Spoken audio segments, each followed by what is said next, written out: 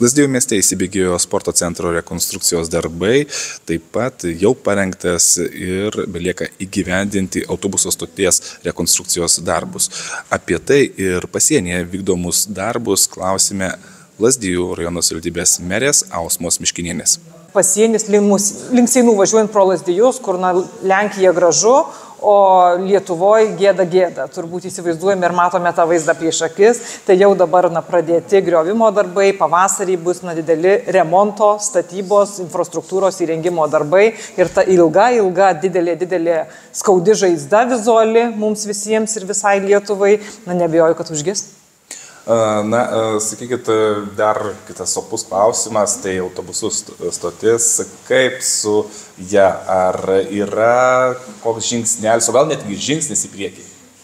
Autobusų stotis, esanti Lazdijuose, tikrai yra rakštis. Ilgą laiką buvo rakštis, vizuali, infrastruktūrinė ir gyventojai tikrai labai daug pastabų išsakydavo dėl jos. Deja, Lazdijų autobusų stotis yra uždaroji akcinė bendrovė, kuri priklauso privačiam kapitalui. Lazdijų rajono savivaldybė ten akcijų neturi. Bet mes turime interesą ir begalinį norą, kad ta autobusų stotis atsinaujintų, atsišviežintų, išsiplėstų ir tenkintų gyventojų poreikius. Tikrai ilgas kelias reikėjo nukeliauti iki tol, kol investuotojai pasiryžo investuoti į tą objektą, pasiryžo statyti, projektuoti. Nuėjome labai ilgą derinimo kelią su daugiau kaip 10 institucijų dėl statybos leidimo išdavimo, atitinkamų detaliųjų planų tikslinimo. Tačiau šiandien aš galiu drąsiai ir atsakingai pasakyti, kad mes tą kelią nuėjome, būtinieji leidimai statybos ir kiti yra išduoti, dabar jau kamuolys investuotojų pusėje ir aš tikrai tikiuosi, kad artimiausiu metu prasidės visų pirma senosios autobusų stoties griovimo darbai, o po to atitinkamai klimatinėms sąlygoms leidžiant mes matysime kylančią naują autobusų stotį kartu su prekybos tinklu, kurio gyventojams taip pat labai norisi, bus labai patogu.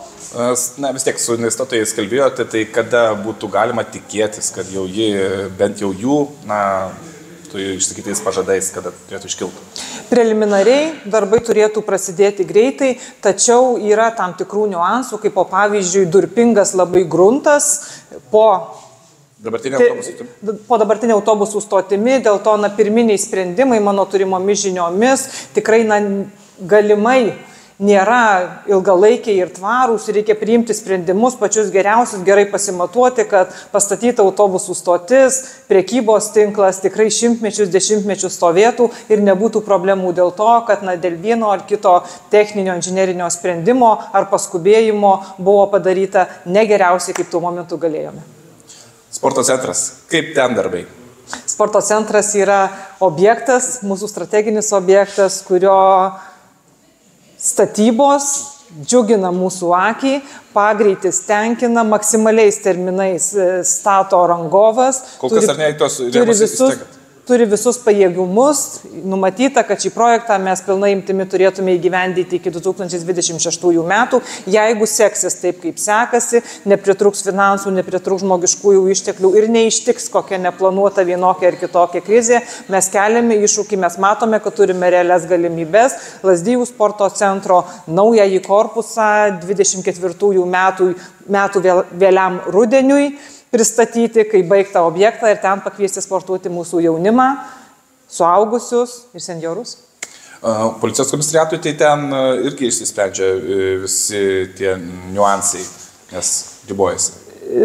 Naujasis sporto centras ir senasis policijos pastatas dėka bendro, tikrai nelengvo, sudėtingo sprendimo jungiasi į vieną finale objektą ir mes turime senąjį policijos pastatą, kurio dalis daugiau kaip 2000 kvadratų jau yra pritaikyta administracinėms reikmėms, ten yra įsikūręs policijos komisariatas, valstybės saugos apsaugos tarnybos pareigūnai, kitos valstybinės vidaus reikalų ministerijos žinioje esančios institucijos, ten mes turime pakankamai erdvių, kurias galėjome patikėti visuomeninėms organizacijoms veikti. Kita dalis pastato bus įrengta ir pritaikyta neformaliam mažųjų vaikų švietimui, objektų objektas yra miesto centre, iš bet kurios ugdymo įstaigos, ar tai būtų mokykla darželis, ar tai būtų gimnazija, ateiti yra labai patogu. Na ir naujasis objektas, kuris statomas šiuo metu, kurios statybos didžiąją dalį 70% finansuojama iš valstybės investicijų programos, bus pritaikyta profesionaliam sportui, krepšiniui, tinkliniui,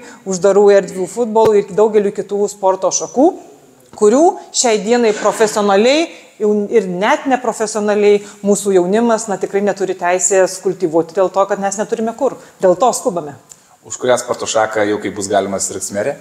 Aš sergu už daugelį sporto šakų ir didžiuojuosi, kad mes turime kuo didžiuotis. Ir mūsų gimnastikos čempionais, ir mūsų jėgos trikovės čempionais, ir mūsų talentingais krepšininkais ir daugeliu kitų sporto šakų.